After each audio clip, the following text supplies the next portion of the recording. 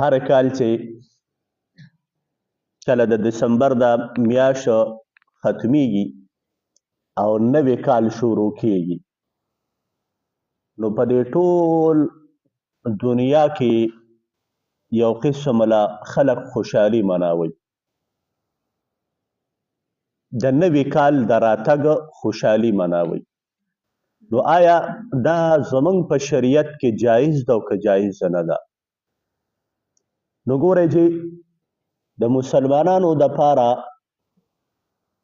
د کال حساب اسلامي طور باندې چې کوم دی هغه د محرم نه شروع کیږي محرم سفر ربیع الاول ربیع الثانی جماد الاولى جماد الثانی رجب شعبان رمضان شوال ذوالقعده ذوالحجه دا زمونږ د اسلامي میاشتو نومونه دي او په دغه اعتبار سره زمونږ دا کال دا پوره کیږي د دې آغاز چې کوم دی د نبی علیه الصلاة والسلام مبارک د هجرت نه شوی کله چې نبی علیه السلام مکې نه مدینې ته هجرت وکړو که نه نو د دغه وخت نه د مسلمانانو د کال د ابتدا شروع شوه دا بل کال چې کوم زمونږ په دې ملک ډېر زیات دی جنوري فروری مارچ اپریل دا د عیسایانو د هغې حساب کتاب دی حضرت عیسی علیه السلام چې کله اسمان ته الله وخیژو نو د هغه وخت نه دوی ځان له دا سیسټم جوړ کړو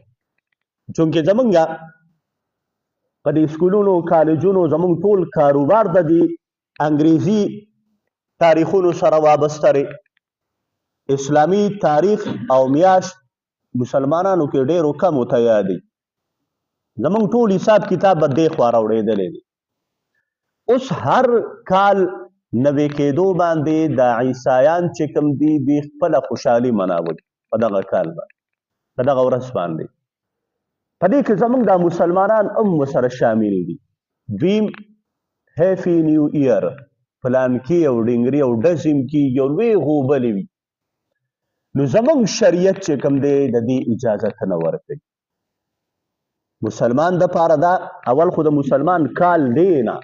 ځکه زمونږ اسلامي مسلمانان یو زمونږ د اسلام سره تعلق دی او اسلام موږ ته د حساب کتاب دپاره لاره ښودلې ده نو اول خو زمونږ د دې سره څه کار شته نه او که یو مسلمان په دې اعتبار سره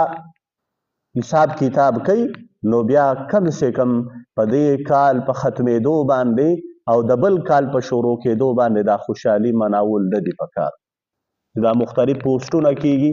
او بیا ډزې وغیره چې کوم دي دا کېږي لہذا زمونږ شریعت د دې نه منع کړې ده بلکې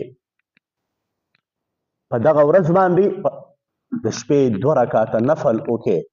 الله ته ودرېږئ یا الله په دې تیر کال کې جمانه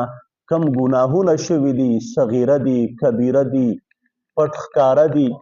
یا الله ما ته خو معلوم نه دي تا ته معلوم دي یا الله دغه ګناهونه راته معاف کړي او زما مرګ نه زما د زندګۍ نه یو کال لاړه ختم شو زه روان یم مرګ ته نږدې کېږم دا خو د خفګان خبرې دي سړی د ژوند نه یو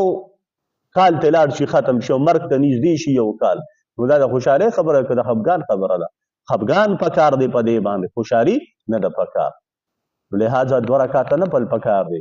او آینده دپاره د بل کال چې کله نوي کېږي نو هغې کې دا عزم پکار دی چې یا الله آینده کال دپاره چې کوم نوی کال راځي نو په دې کې زمونږ نه هغه ګناهونه مه کې چې کوم زمونږ نه په تیر کال کې شوي دي هغه ګناهونو توفیق راله مه راکوئ نو لہذا